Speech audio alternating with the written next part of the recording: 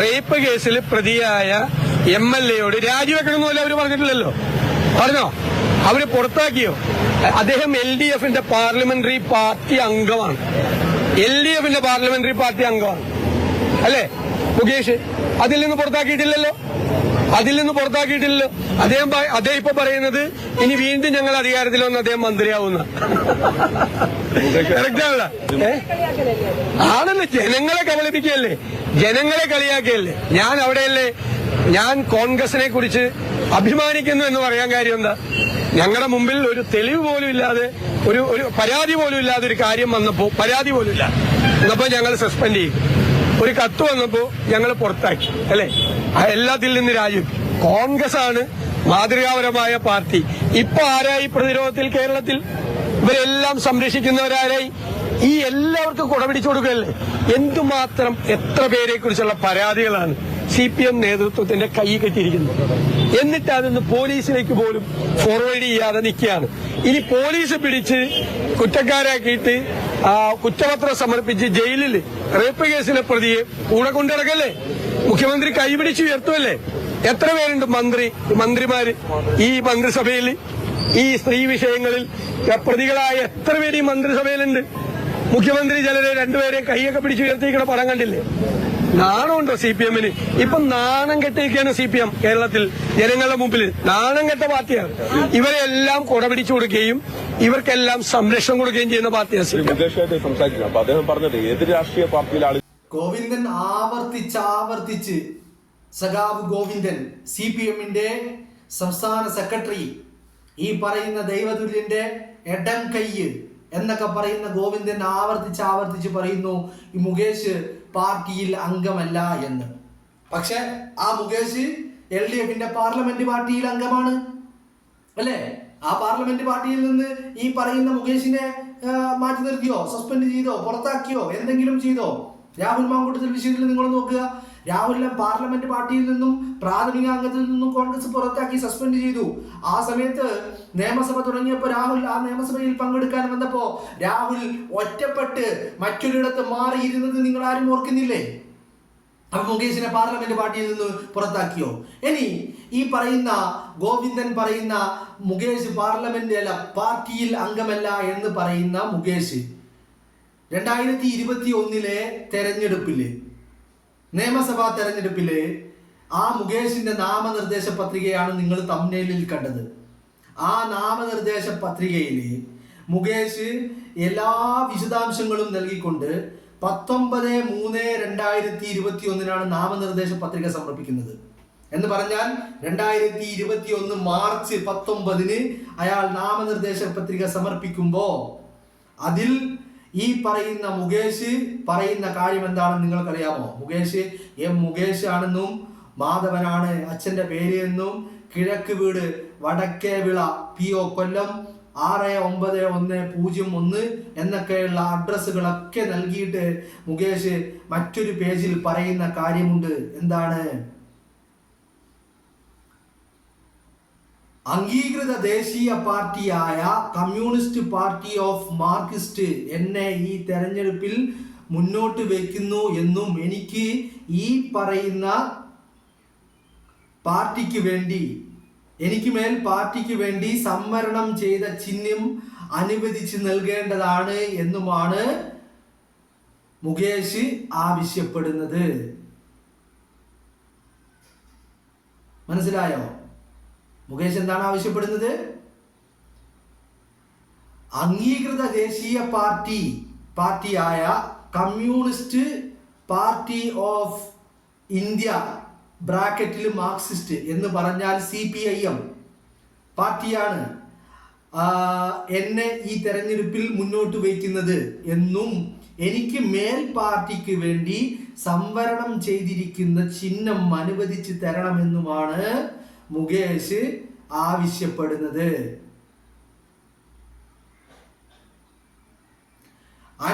അതിന്റെ താഴെ മുകേഷ് പറയുന്നുണ്ട്, രജിസ്റ്റർ ചെയ്ത അംഗീകാരമില്ലാത്ത പാർട്ടിയായ എന്ന് പറഞ്ഞിട്ട് ബ്രാക്കറ്റ് ഇട്ടെടുത്ത് ബാധകമല്ല, പാർട്ടി എന്നെ ഈ തെരഞ്ഞെടുപ്പിൽ മുന്നോട്ട് വെക്കുന്നുവെന്നും ഈ തെരഞ്ഞെടുപ്പിൽ ഒരു സ്വതന്ത്ര സ്ഥാനാർത്ഥിയായി ഞാൻ മത്സരിക്കുന്നു എന്നത് ബാധകമല്ല എന്നാണ് പറയുന്നത്. എന്ന് പറഞ്ഞാൽ 2021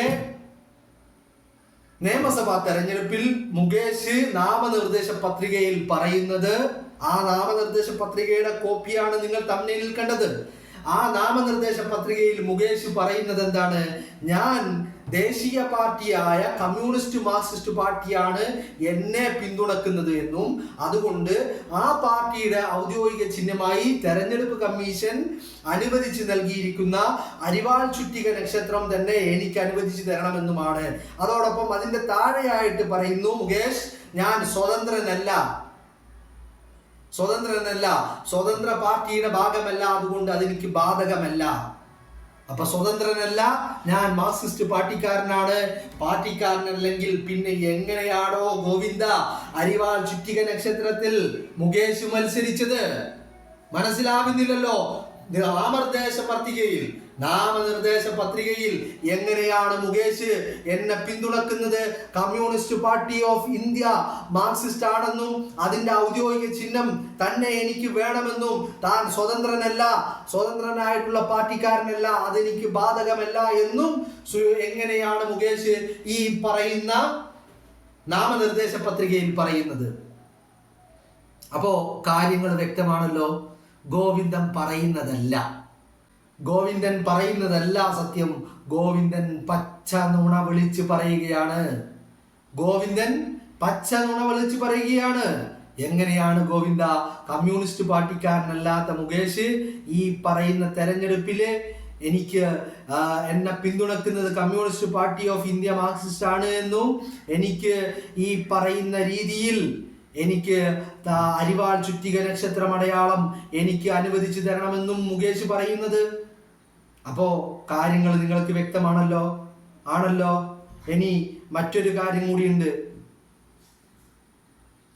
ഈ കാൻഡിഡേറ്റിന്റെ ഈ പറയുന്ന കൊല്ലത്ത് നിന്ന് പാർലമെന്റിലേക്ക് മുകേഷ് മത്സരിച്ചപ്പോഴും അന്നത്തെ നാമനിർദ്ദേശ പത്രികയിലും മുകേഷ് ഇതേ രീതിയിലുള്ള 2021 മാത്രമല്ല 2024 പാർലമെന്റ് ഇലക്ഷൻ നടന്ന സമയത്തും കൊല്ലം പാർലമെന്റ് നിയോജക മണ്ഡലത്തിൽ നിന്ന് മത്സരിച്ച അരിവാൾ ചുറ്റിക നക്ഷത്രത്തിൽ മത്സരിച്ച മുകേഷ് അന്ന് നാമനിർദ്ദേശ പത്രികയിൽ പറഞ്ഞ കാര്യം, I am a candidate set by communist party of India marxist എന്നാണ് പറഞ്ഞിരിക്കുന്നത്.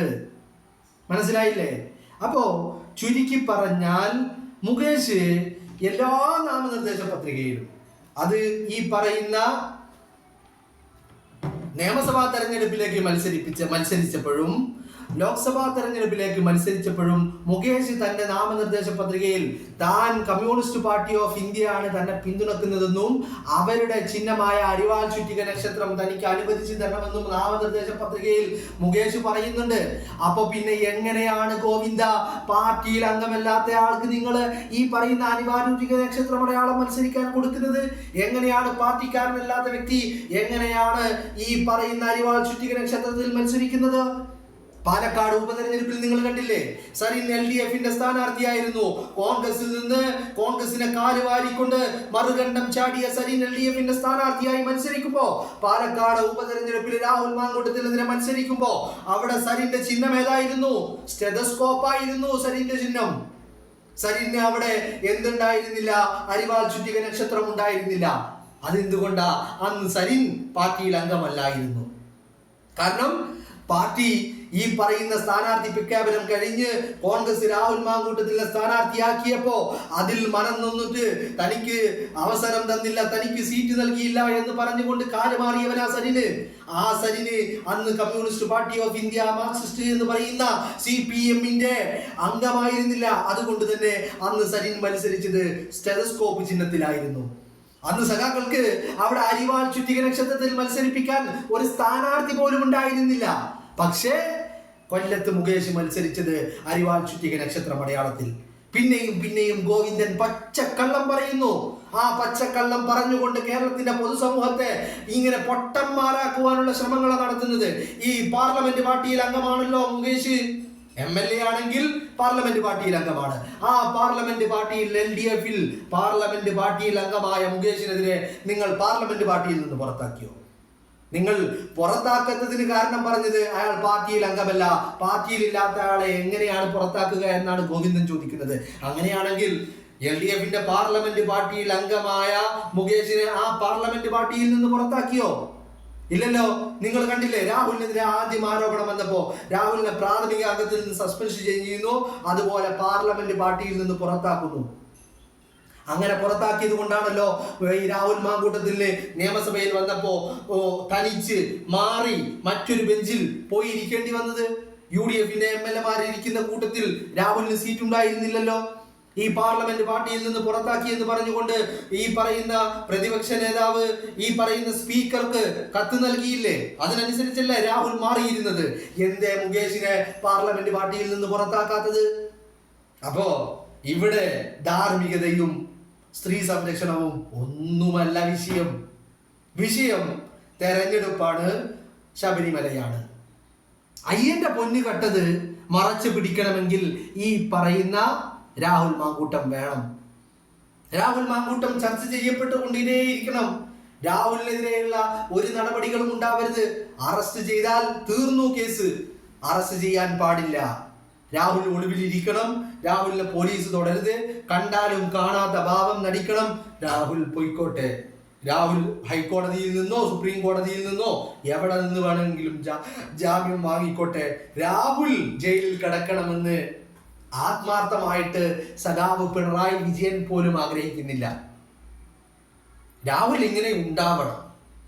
കേരളത്തിന്റെ രാഷ്ട്രീയ അന്തരീക്ഷത്തിൽ രാഹുൽ ഉണ്ടാവണം. അതല്ലാതെ രാഹുൽ ജയിലിലാവണമെന്നോ ഇരക്ക് നീതി ലഭിക്കണമെന്നോ സ്ത്രീകൾ സംരക്ഷിക്കപ്പെടണമെന്നോ എന്നൊന്നും പിണറായി വിജയന് അതിനെപ്പറ്റി ഒരു ചിന്ത പോലുമില്ല. മനസ്സിലായില്ലേ? അപ്പോ അതിനെന്താ കാരണം രാഹുൽ ഇങ്ങനെ സ്വതന്ത്രമായിട്ട് പാറി പറക്കണം കേരളത്തിന്റെ രാഷ്ട്രീയത്തിൽ. അപ്പോഴേ ഈ വിവാദങ്ങൾ ഇങ്ങനെ കൊഴുക്കുകയുള്ളൂ. അപ്പോഴേ